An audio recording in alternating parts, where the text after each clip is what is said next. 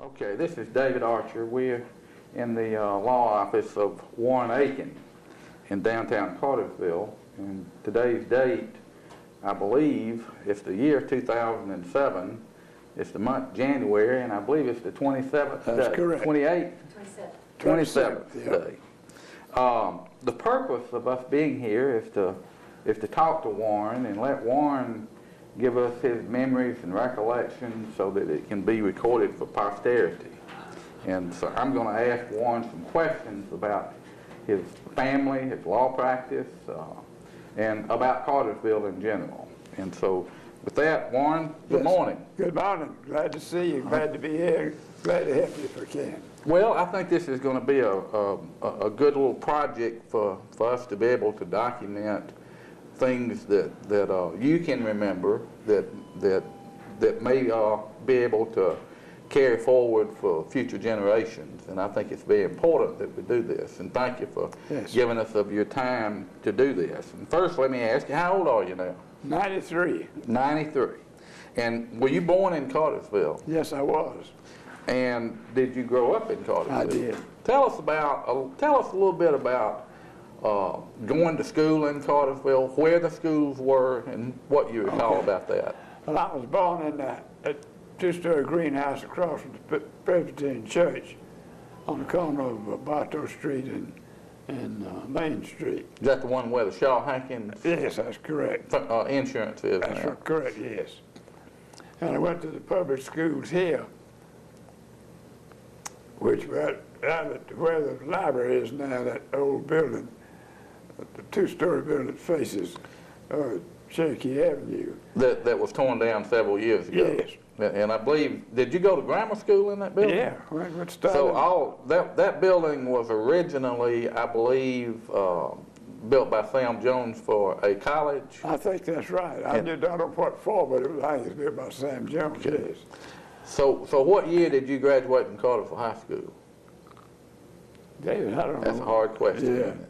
They didn't have 11 grades then. They got 12 now, so I started when I was 6 years old and went all through school here. And all of the classes were in that building there on Cherokee Avenue? Yeah, either the ground floor, second floor, or the third floor. Okay, yeah, I remember that building. After you graduated from Cartersville High School, what did you do? I went to the University of Georgia. Right. And studied what? Well, just had a general academic course at Georgia. Then when I got doing that, I went to law school and got a law degree. I got both my degrees at the same time, as a matter of fact.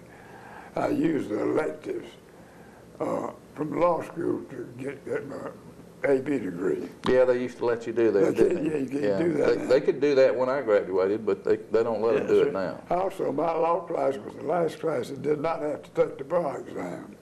Well, I noticed in one of your, I think the Martindale Hubble registration, it says that you became a member of the bar in 1935. Yes.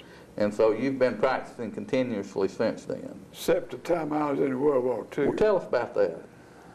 Well, I got drafted and left here in March, or where was it?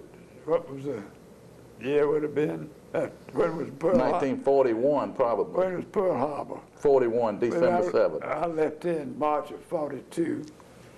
There was a buck pride went down to Atlanta, and then they sent me to Fort Knox, Arkansas, Fort Smith, Arkansas. They were forming a new division out there. And I got out there, and the company commander said I had some basic training at the University of Georgia. At that time, they required you to have either take ROTC or GM, and I'd taken the cavalry ROTC.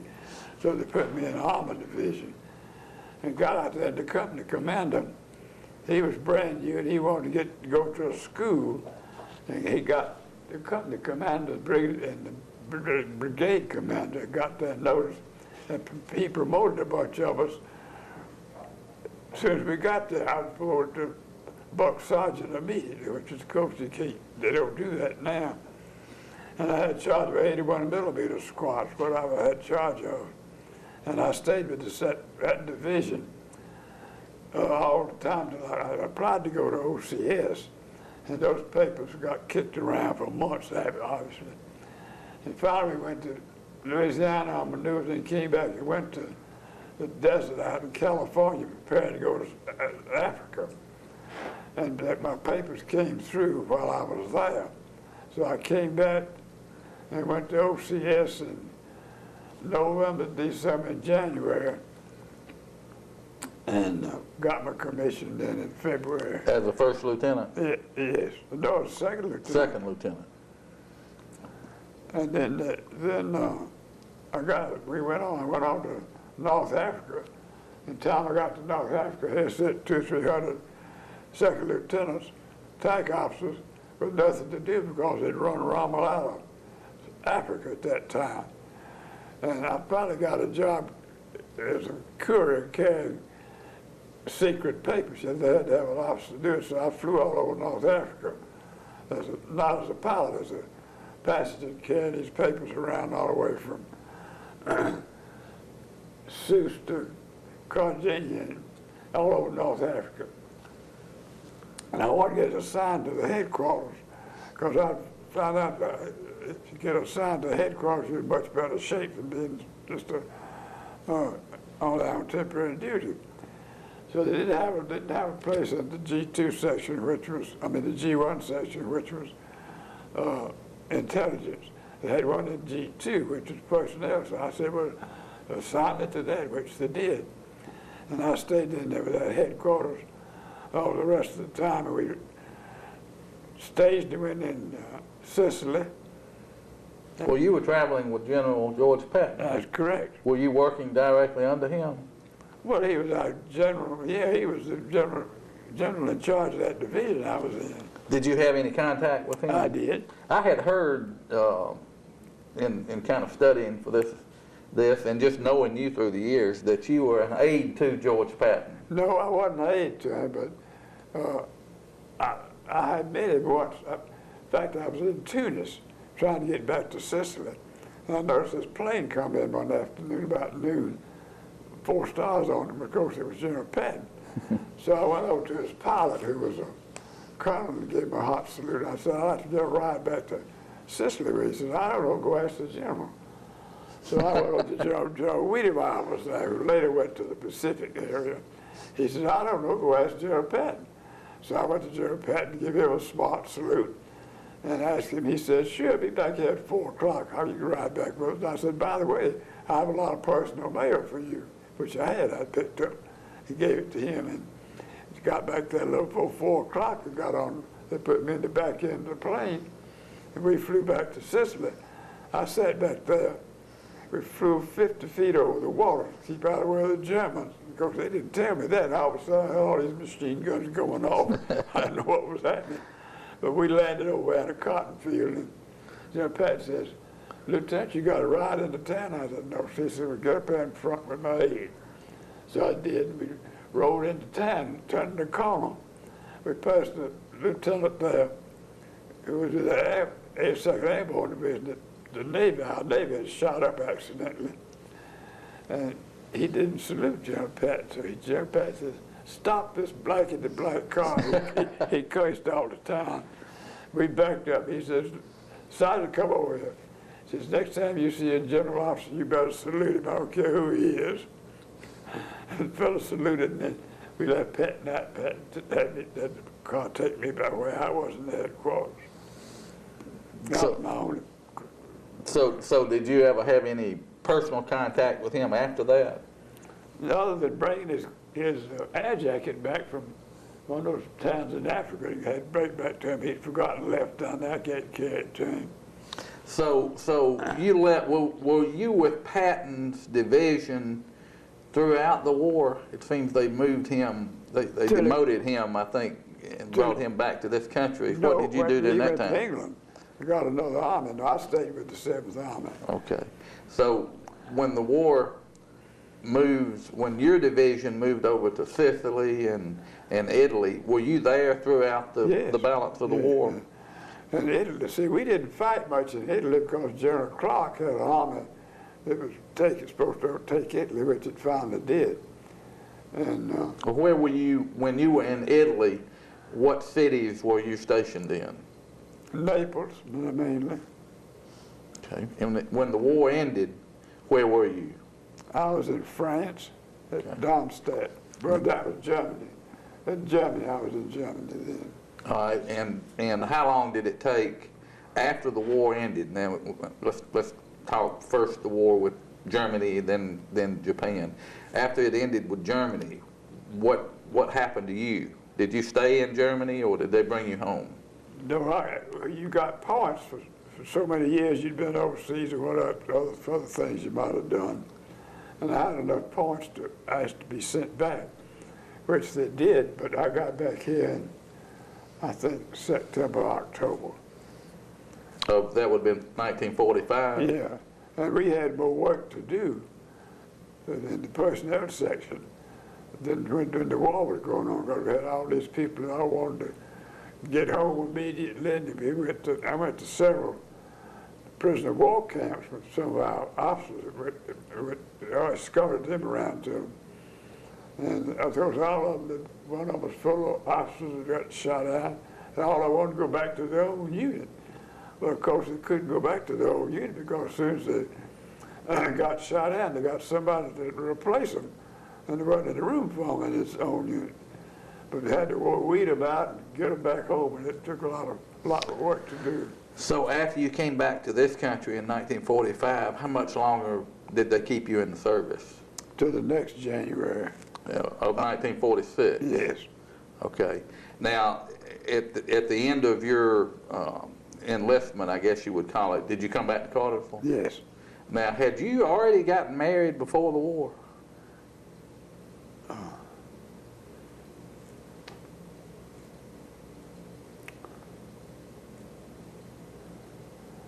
Yes, I think I had. All right. Now, your wife's name was Jean? Yeah. And her maiden name was Goodhart. Goodhart. Yes, her mother was a Boyd from Adairsville. Okay. I want to talk to you about that connection in a minute, but let's talk about Jean for a minute. Now, Okay. Jean died here a couple years ago. Yes, And if I'm not mistaken, when you met her, she was boarding with my grandmother on West Avenue. Is that correct? I think I met her right before that. She was first boarding with Dr. Adair and his wife on the Commodore. On West Avenue. Yeah. And West Avenue and Pike Street. That's right. And then they moved over one time over across the street. She lived maybe a year or somebody. Then she moved up there with your folks. At the corner of West Avenue and Lee Street. That is correct. Where my brother Russell lived. That's right. And she was teaching? Yes, out of Atco. Okay, now where did Jean grow up? In Adairsville. I know in Kansas City. Kansas See, City. her mother married a man that they moved to Kansas City. She grew up there. Now, Jean's mother was a Boyd. Yes. And the Boyds had a peach orchard, I believe, in Adairsville. That is correct. They owned several hundred acres up Yes. there. And Carl Boyd, for whom the American Legion here in Cartersville is named after. Tell us about him.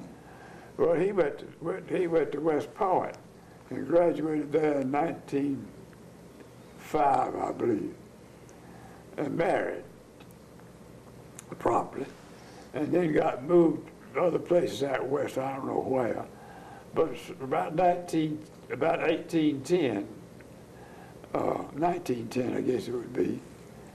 He was at West Point for some reason, and they had decided to go teach French there, which they did not do before that.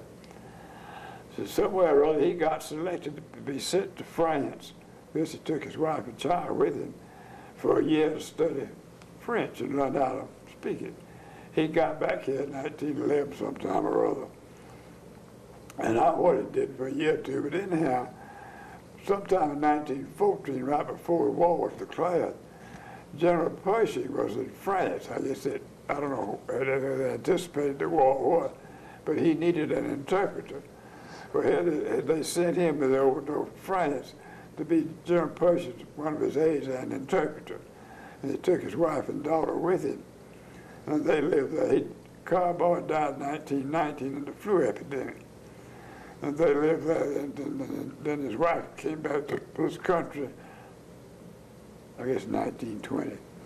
And was Carl Boyd buried in France? Yes, correct. Now, he was out outside of Paris at a cemetery for American soldiers. okay. Now Carl Boyd had a brother that I believe excelled in the Navy, maybe an admiral or something. Or was it an Army general? No. I can't remember. I thought there was another military Boyd, maybe in the next generation. I think he was in the Navy. Okay. Yeah, I think it was Navy too. I think he was an admiral. I think Willis Boyd. No, he wasn't an admiral. That wasn't Willis. Okay. But Willis is another brother. His son was the one that's went to Annapolis, and Very distinguished family, the Boyd family. Yeah. And I believe there was a G.M. Boyd, Gideon Boyd, that that's was. true. Gideon Boyd's son was the one that went to Annapolis. Yeah. Now Gideon was the chairman of the Bartow County Board of Commissioners back at some point in time. I don't have any idea. Okay. All right. Now, when you came back to Cartersville after World War II, now Jean, your wife, had been living here during that time. No, she went back home, lived in Kansas City, and taught school. Okay. What did she do during the war? She taught school in Kansas City. All right. And then when you came back to Cartersville, I guess she moved from Kansas City back here. That's correct. Okay. Now, that's 1946. You come back into the law practice with your father? Yes. And by then, tell us about your father's law practice prior to 1946. Well, before that, of course, when he got out of school and out of Georgia in 1896. 1896, he came in and practiced. His brother had him in his office. And didn't take him in, he just paid him a salary for a while to see how he was going to do. And then in a few years made him a partner. Okay, and their law office was actually upstairs in this building here? Yes. Okay. Now, I want to come back to your father and his experiences in a minute, but tell us, in 1946, when you came out of the Army and came back and went upstairs in this building and started practicing law, and you looked out your window, what did you see in Cartersville? Well, that depot, right, then they had the end of the depot and boxcars. That's where they unloaded stuff from the cars and loaded it to the cars. And at that time, they had drays pulled by horses that employed to get this stuff up and take it to where it's supposed to go get it. They had two drays, I know. One of them was, I forgot his name, he lived down here off of Irving Street. And for years they did that. That's what they did for a living. Okay, on Public Square in 1946, when you came home from the Army in World War II, what other businesses were located along Public Square? The corner building was a Greek restaurant. That's a two-story building, and they had that thing I rolled The up. Carrots? No, the Carrots was down the street. The Sudises had a restaurant here. Ben Gearith owned that building.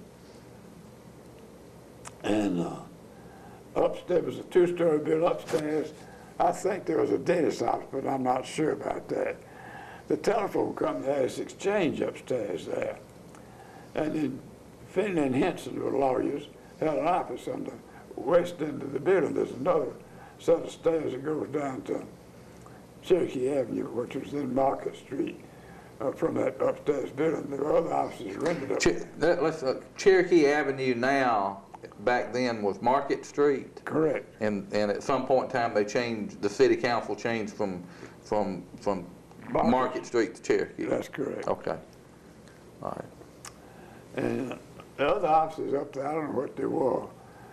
Then next door here was a men's clothing store at that time. Was that Jake Cogburn's? Jake Cogburn's. Okay. Jake was kin to a fellow named Johnny Walker that owned a men's clothing store on the square in Marietta. Mm-hmm. And he started a store here about 3 doors down the street. And Jake ran it till he decided to go in business for himself and went in business here, here. I actually worked for him when I was in high school. Yeah, worked for Jake, Jake, yeah. yes. In that clothing store. I tell you also, let me digress here a minute because I just had a recollection. I had a paper route, and you don't remember this, but I used to come up those steps and go into your daddy's office and lay that paper down, and come into your office and lay a paper down. Yeah, that was the steps over here. Yeah. The one we got closed up now. Yeah, I used to go up those steps and deliver your papers. Yeah. And I can't remember whether I collected from you or him, but I know I collected from most of the time from him, I think. I don't know. But anyway, I just remembered that. Then there was the next building. Well, see, Munn's had a store. Well, here, I think it was maybe in here anyhow. Stationery and book and gifts. Yeah. Then there was added on to that building, somebody started a little restaurant there. See, Horace Howard owned that next building, still does, I think. And the next building, Paul Gurley had a jewelry store. And then he opened up another jewelry store right in the lobby, right next to the theater. And Miss Gurley ran it. And the next building, I don't remember who was in it, but upstairs there, that's the upstairs offices up there too, where Charlie Crawford's up there now. Then the next building was a building that didn't have steps up to it, but it was higher than the other. It butted against the building over here that Malum owned. He had a dry cleaning business, and he owned that building that had cocos and sandwiches there. The next building, Howard Banking Company, was in it for a while. They had a tile floor. And then after that banking company sold out, I left it. Postal Telegraph had an office there. Western Union had one there too, didn't they? Postal is where I remember. And the next building, I think, was the Carrots that you talked about, had a solid delicatessen, I guess, store there. And the next building was a building that had 2 or 3 different things. When Bert Smith left Young Brothers, he opened a drugstore there for a while. And then the next building was a barber shop. And Mr. Bowler, B-O-H-L-E-R, had a barber shop there. And the next building, Mr. Radybo, who was an optician, and he sold some jewelry too. And when Harold Cook first came to Carver, he had an office there with Mr. Radybo's. They had upstairs and access to the street, offices upstairs. And the next building, Mr. Simpson had a shoe store with some other man on who, what his name is. One-story building, then later was the latest beauty parlor there, one-story building, Savage. Gladys Beauty Shop? Yeah. Yeah, I remember that. The next building, I think, was a vacant lot till you get to the counter building, which is a 2-story building, and the Shires had the bottom part of the clothing store, and the offices upstairs there. At law offices and the insurance companies. That's where that BHF started. Upstairs in that building on the corner. That's correct. And that was, I think, 1946. About the same year you came back. Probably was.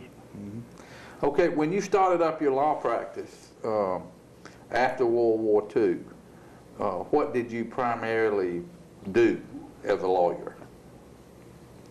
Probably search titles for title work.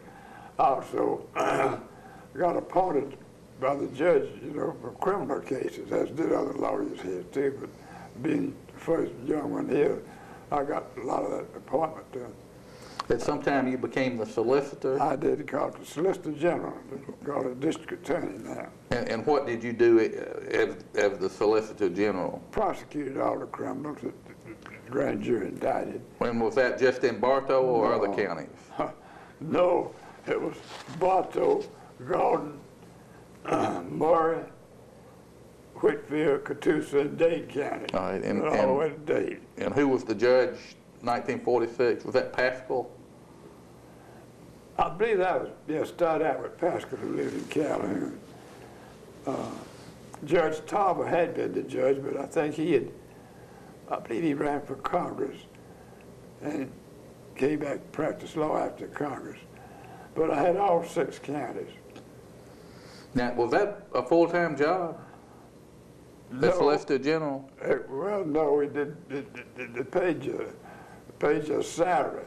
I was not on the fee system. If you were on the fee system, you'd make $20,000, $30,000 a year. Billy Maddox in Rome was on a fee system, but I was on a salary.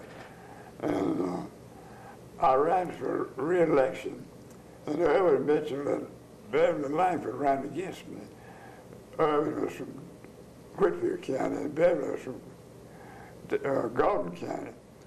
And I figured I didn't have much of a chance because Beverly's father was clerk of the court, and the Mitchells were strong politically up there, so I didn't spend any money.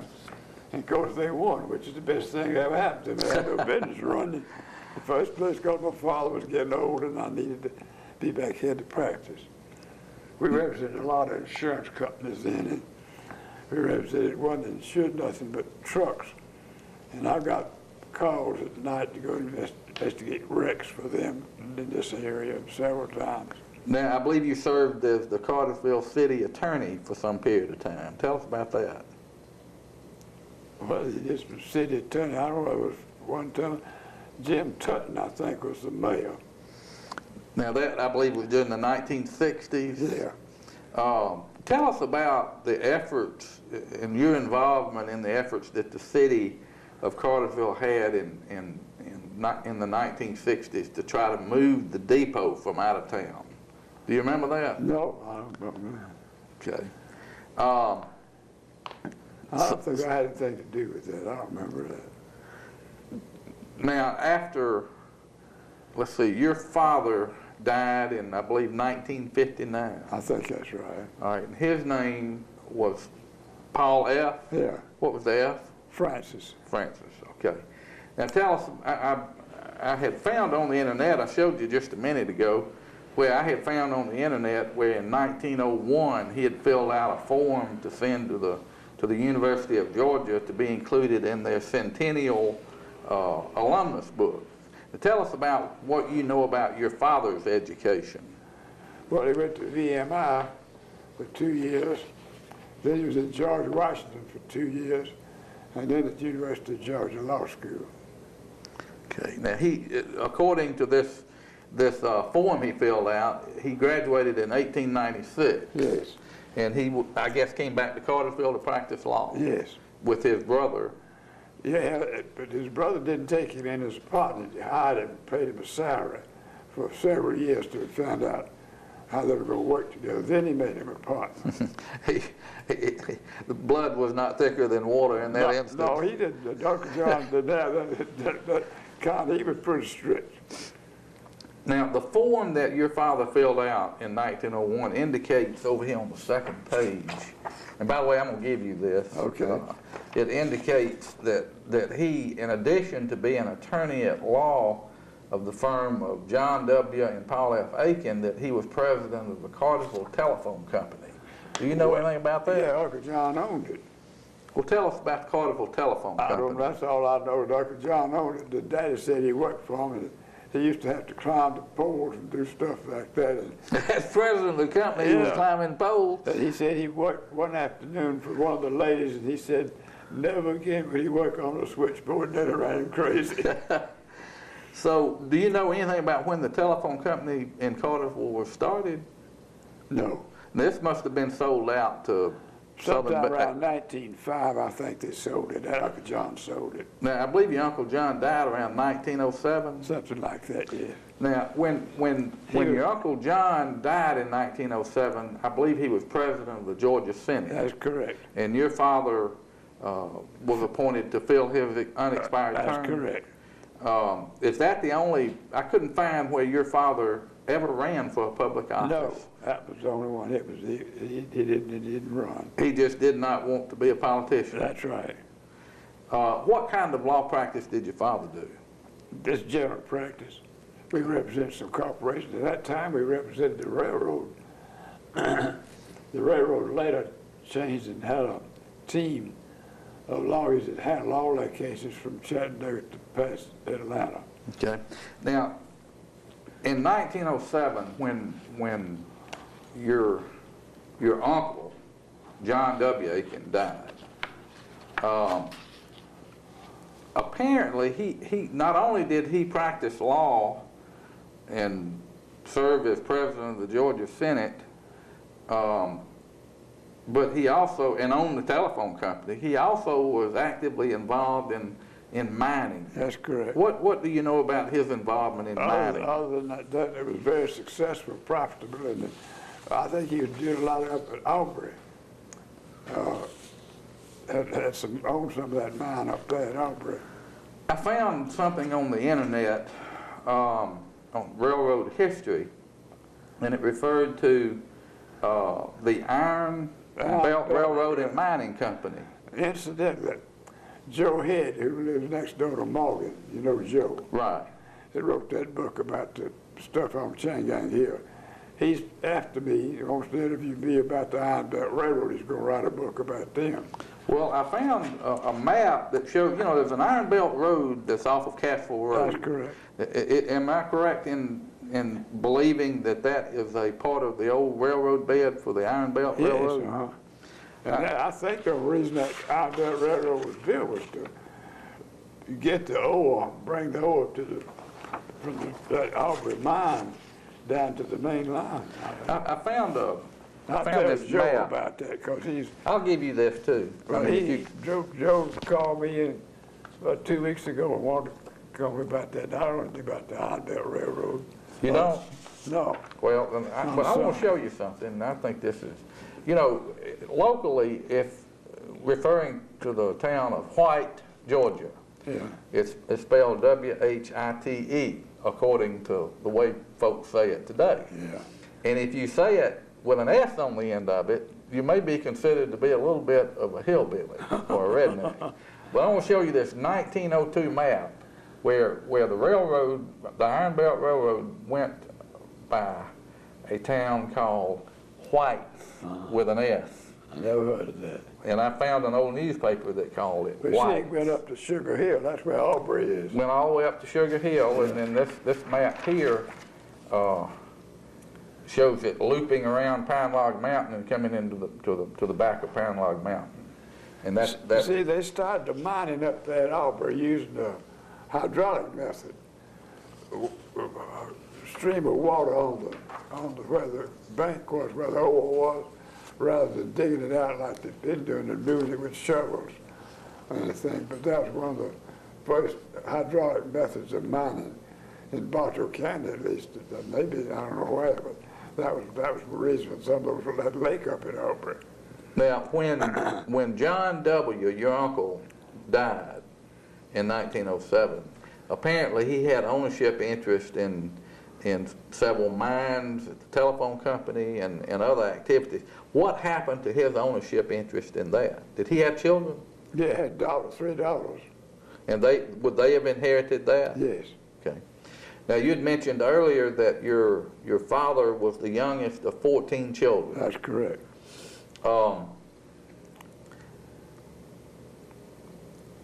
What happened to those other children? A lot of them died. Had 3 die 1 week with diphtheria. They were 7, 8, 9, 10 years old.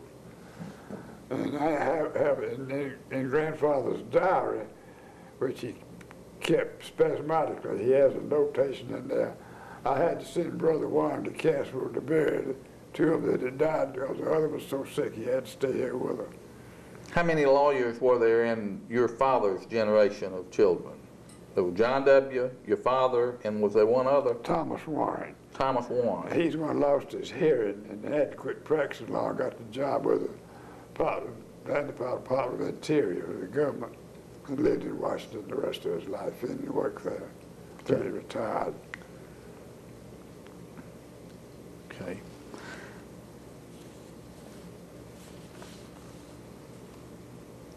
The hearing aids they had at that time, they called them acousticums.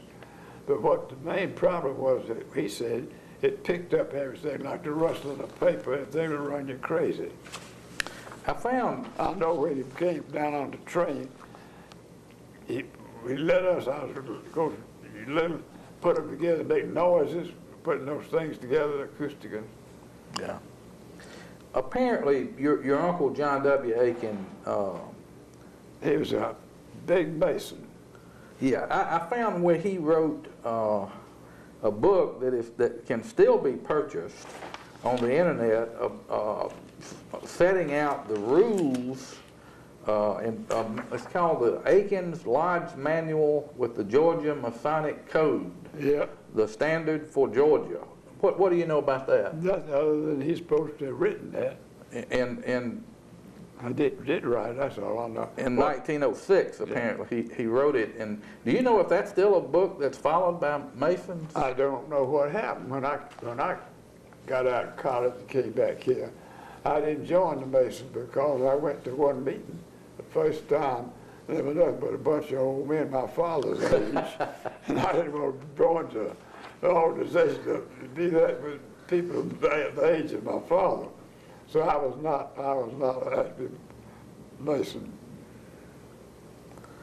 I found another book on the internet, and I don't know what year this is, but there was a book written by James A. McKay called Who Runs Georgia?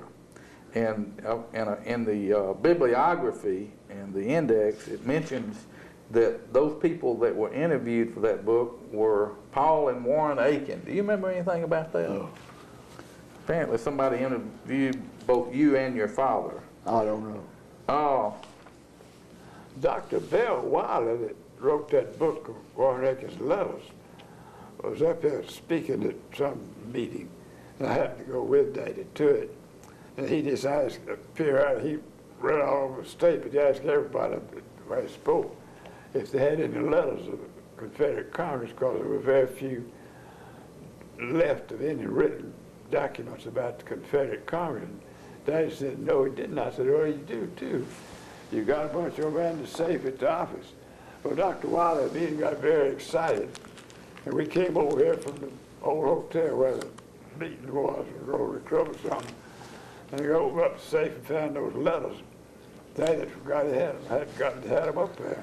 And I loaned them to him, and with our agreement that he even have a copy, that give a copy to the library at Emory and a copy to the library at the University of Georgia, which he did. is this the book you're talking about? Yes, correct. What is this book? It's the letters that grandfather wrote back and forth when he was in the Confederate Congress. And before that, he ran for governor against Joe Brown and got the tar beat out of him before the war. I believe he ran in 1859, and he got about 30% of the vote. That's right. It's my understanding that he ran as an opposition candidate that was kind of put together at the last minute. I think that's correct. Right. He was not at the convention, but nominated him. Now, let's talk about the first Warren Akin. Okay. This law firm that we're sitting in your law firm, in which your son Morgan is practicing with you along with Lester Tate. I'm practicing with him. Yeah, right. Tell us about when this law firm started. Well, because Daddy went in with Uncle John before Uncle John died, and then Daddy had it and had several people with him as lawyers that stayed a while and then left a while, not till I came. And then when I came, went in with my father, and we practiced law. So we had other people come in, Charles Crawford, for instance, worked for him, I got him. And we practiced law. And the reason I didn't run for solicitor again was because Dad was getting old and not well, and I knew I needed to be here, so I had a business running in the first place. But your father's father was a lawyer. That's correct. And his name was what? Warren Akin. And he started his law practice in Cassville in, I believe, 1836. That's correct. He studied law in a lawyer's office in Canton. You used to be able to study law in a lawyer's office, and for a certain length of time, that lawyer would certify you to the state and you could be a lawyer. Now, who that was, I don't now know who the lawyer was. Now, Warren Akin, his first wife, the first one, let's call him Warren Akin Sr. Okay. His first wife was a daughter of a Judge Hooper. Is that correct? I don't remember. I think Okay. that's right. All right, then she died and he had a second wife. That's right. And her name was, I can't pronounce it. What is it? Vergery. Vergeries? Yeah. V-E-R-G? V-E-R-D-G-E-R-Y. Okay. Vergery. And they were from where? They were French originally, and migrated to that country in North America. It had a slave uprising, and they left that and came to this country then. Now, And there a bunch of them married. They got a cemetery up at Casper, the Casper Cemetery. and they had your grandfather, Warren Akin, and his second wife had what, 14 children? 13. 13 children, had one by the first wife. That's correct. Okay. Okay, now, They're buried up at Casper. He is and both the wives. all right, in 1859, you just mentioned that your grandfather, Warren Akin, ran for governor Yes. and was defeated. Yes. Then the Civil War started, Yes. or as we like to call it, the war between the That's states, correct. or the war of northern aggression. I guess you can take your Yes. pick. Then your grandfather was elected to the Congress of the Confederate government. What do you know about that? Second Congress. Second Congress. He was opposed to Georgia seceding and was in the legislature. And I've always heard the tale that he went to the bathroom before the vote and came back and they locked the door when they let him in where he could vote against it. He was in the Georgia House of Representatives. That's correct, yes. And I believe was Speaker of the I House at think that time. that's correct. He was a prohibitionist, teetotaler. He was not an ordained Methodist minister, but he was ordained as an elder, which I think gave him the reason he could authority to marry people and conduct funerals, but he was not a minister. Okay. Now, at the end of the Civil War, now let's back up and talk a little bit about the Civil War. As a Confederate congressman, your grandfather, Warren Akin, of course, had to relocate to Richmond, Virginia, which was the capital. That's correct. Do you know how much time he actually lived in Richmond? No. During this, he was in the second session, however long the second session of the Confederate Congress lasted. I've read that he was a supporter of the Confederate President Jefferson Davis when many were not. That's correct. What do you know about that? I know that all I know is that in the diary that he wrote in there about seeing Jefferson Davis and how nice he was. And Dr. Bill Wiley said he must have called him Jefferson Davis's better days because most folks didn't like him. Yeah, I read that. Well, while your grandfather, Warren Akin, was in Richmond serving in the Confederate Congress, what was your grandmother doing back in Cassville? Do you know? No, she wasn't in Cassville. He'd moved the whole family, lock, stock, and barrel over to Elbert County near Augusta, where he had some relatives. And they've been away in 1863. All right, the Union Army came through here and went through Cassville in 1864 and actually burned it. What happened to your grandfather Warren Akin's house and law office? About 6 months before they burned Cassville, they sent a detachment of soldiers down there looking for him and found his house and office and burned them then about 6 months before they burned the town. Do you know if he was under any fear of being arrested by the Union Army even after he went back to Elberton? Yes, he was. Because the tale of the family is, and some of this, of course, just handed down tales, I don't know how true it is, that there was a detachment of soldiers were looking for him and hid out somewhere, and the servants knew where he was and hid him out and wouldn't tell the soldiers where he was. After the Civil War ended in 1865, did your grandfather Warren Akin come back to Bartow County? He did, and got a house, rented a house out on Center Road, and lived there for several years till he built that house up on Howard Heights. All right, let's back up a minute. The property that he had lived on and the house that he lived in prior to the Civil War had been destroyed by the Union Army. That's correct. most of the people from Cassville relocated to Cartersville since Cassville was destroyed and never rebuilt. That's right. And so, you told me something I didn't know, that your grandfather moved to a house out on Center Road. Yeah. Is that house still standing? I don't know. Okay. Do you know about where it was? No. Okay. And then he built a house, and let's talk about that house that's up on Howard Heights. Tell us about that house. Well, there was a big house, and it had a wide front porch around the whole front of the house. And of course, Boyd lives there now. Boyd Pettit. Boyd Pettit has Yes. just restored that house. Yes. Okay. I understand it was in bad shape. They had to put a lot of new timbers and stuff in it, which I'm not surprised because the thing's over 100 years old. Okay, so your grandfather built that house on Howard Heights. Where did your father live? Did he live in that house? Until he was 8 years old. Then they moved to a house over at Becker. Well, close to the road along Becker where Dog and Cole lived, was a house in there. Or where the Judge Finders, the Finders lived in there.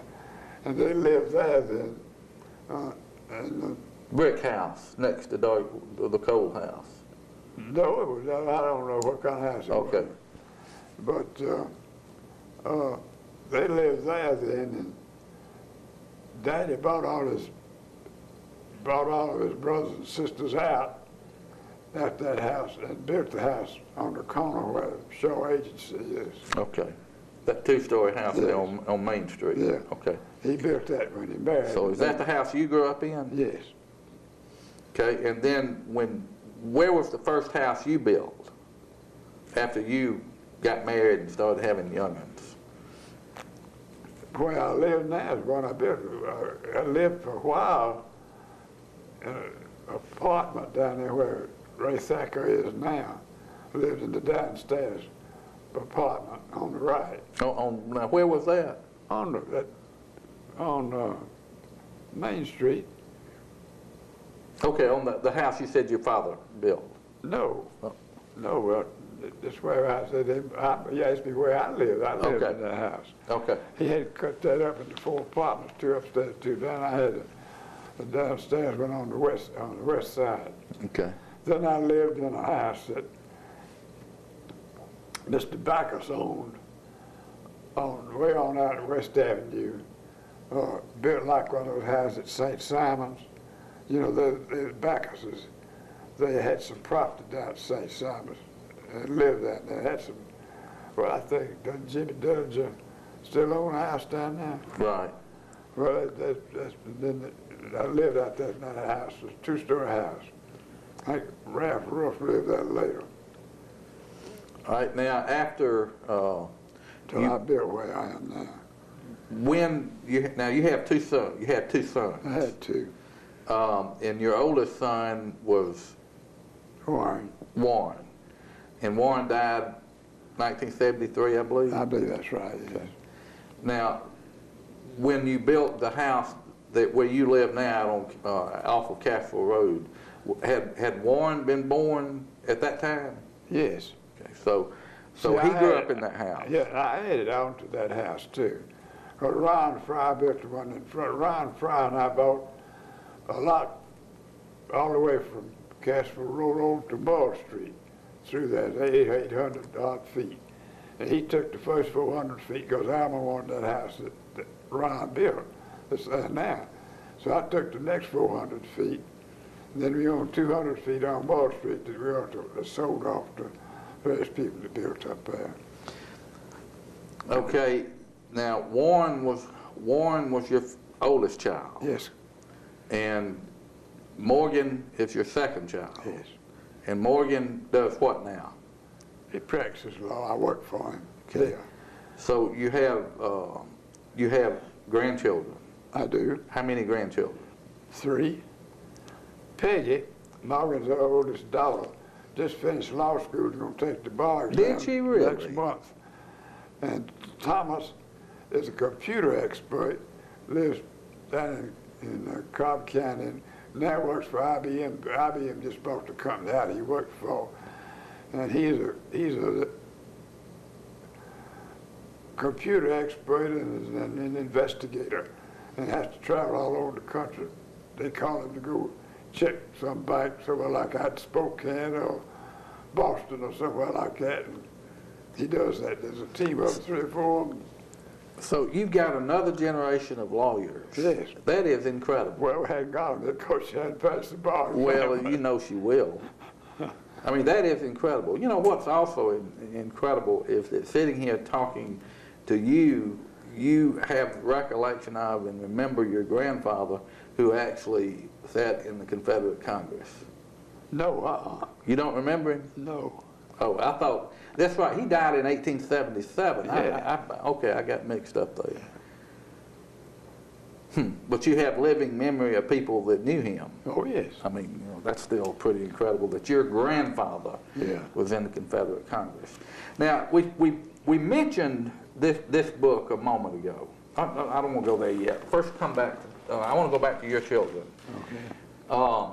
When your son Warren died in 1973, I believe he was a professor of English over at Floyd College. That's correct. There are several recipients of an award that college gives, now Georgia Highlands College. What is that award?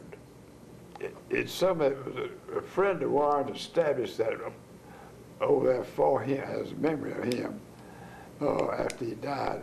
And that award is given by the brother. I don't have any control of it at all. It's award of excellence in students? Yes. Now, I did establish it with Floyd, with the foundation here. I established another award. In his name? In his name. So you've got a Edward Foundation? Yes. There's a scholarship in Warren's name? That's correct. Your son Warren? Yes. At Georgia Highlands, there's a scholarship established in his name? Yes. That both you and your son Morgan have funded? No, a friend of Warren's funded it. Okay. They did it There, and you're going to have to help me with this. Where did Warren go to college? He went to Emory, and then he went to Bryn Mawr. All right, that's what I couldn't. He got his doctorate. Bryn Mawr. And he got that, in Philadelphia. And that's where he got his doctorate. There is a scholarship And the scholarship there established in his name there. at Bryn Mawr. Yes. So you've got 3 scholarships established in your son Warren's Yes, name. I did 2 of them, more than I did. There is some kind of an award that I've seen that's given at many different colleges and universities. That's it's just called the Warren Akin Contributing Alumnus Award. What is that? I don't know. Would that be after your grandfather, you think?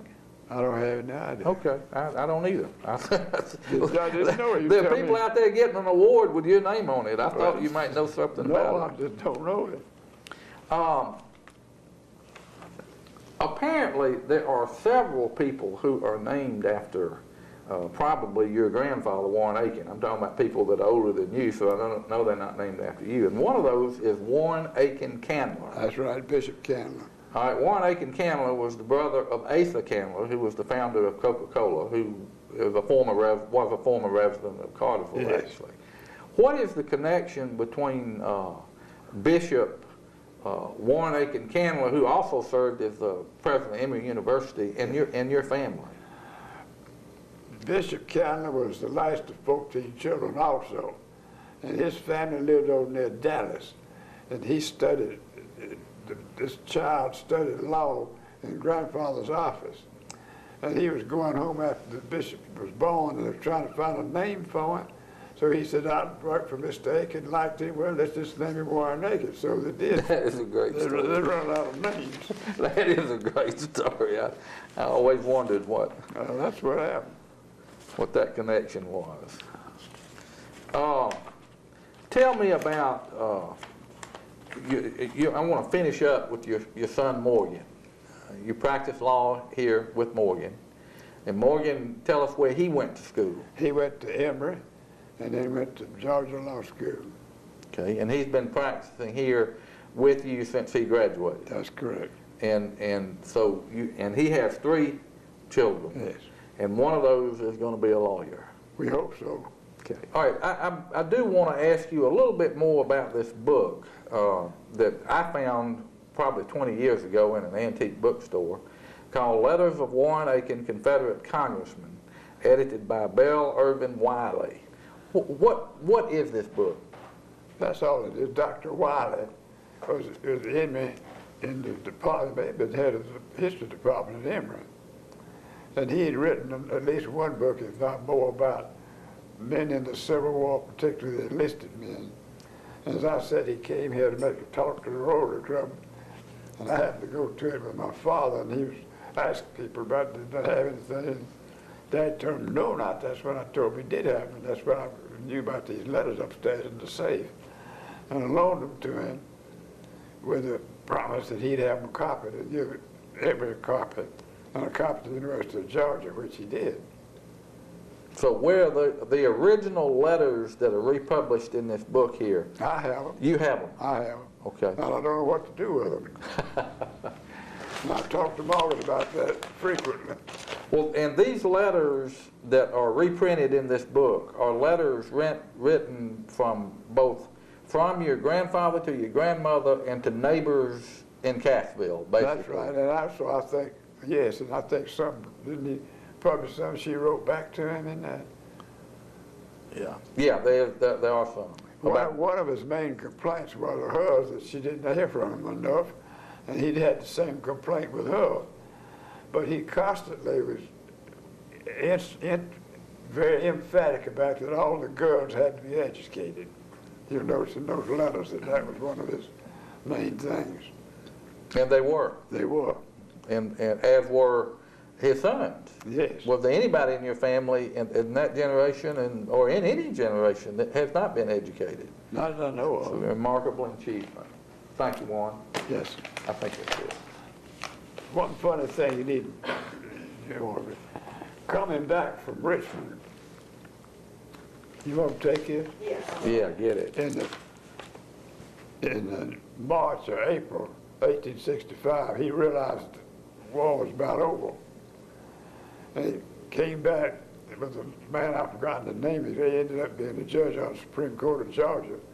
And they had to stop in Augusta and spend the night because the Savannah River was up and they couldn't get across the river.